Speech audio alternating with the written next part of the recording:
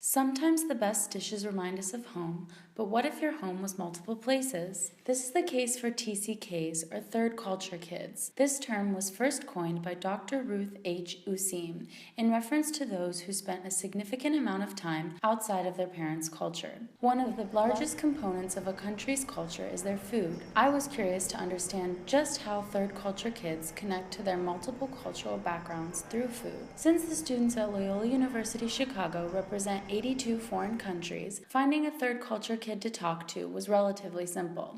My name is Nicole Ransom. I'm 21 years old. My name is Sarah Anderson. I'm a student at Loyola University. My name is Luke Turley. I am 21 years old. And they're all third culture kids. As the world becomes more and more connected through globalization, the amount of TCKs and cultural connections in a single third culture kid grows. Among just these 3 students, I was connected to the US, Belgium, Japan, Thailand, Mexico, Colombia, and Italy. The 3 expanded on Dr. Usim's definition of a TCK. A kid who really hasn't been able to settle on just one culture, but instead has kind of formed their own mixture culture within themselves.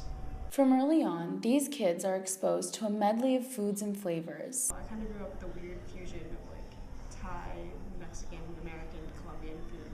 After experiencing all of these diverse foods growing up, all 3 expressed that Chicago was a great place to go for getting a variety of foods from all over the world. Yeah, there's definitely some restaurants that make me feel more in touch with my cultures. Nicole recommends the various taco places that are scattered through the Cicero or Pilsen neighborhoods, as well as Los Portales for great Mexican and Volare downtown for a taste of Italy. Sarah connects most with Japanese food. Sunshine Cafe in Andersonville is my go-to place for actual Japanese food. She also enjoys Tainan Market off the Argyle Red Line stop. While finding authentic food can be a comfort, fusion restaurants or ethnic cuisine tampered to fit an American palate can be upsetting for some TCKs. I feel really homesick and I order from a Chinese/Thai/Japanese sushi place. It's incredibly alienating because it's this is not what I know.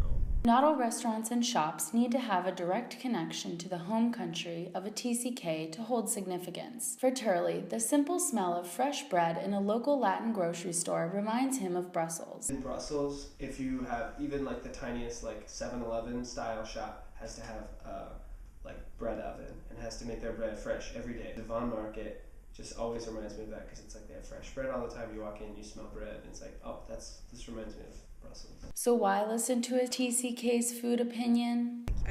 You're not going to go to Paris and eat at McDonald's. So just being able to try that growing up has kind of, opened up my taste, and I'm not content to just eat a single type of food.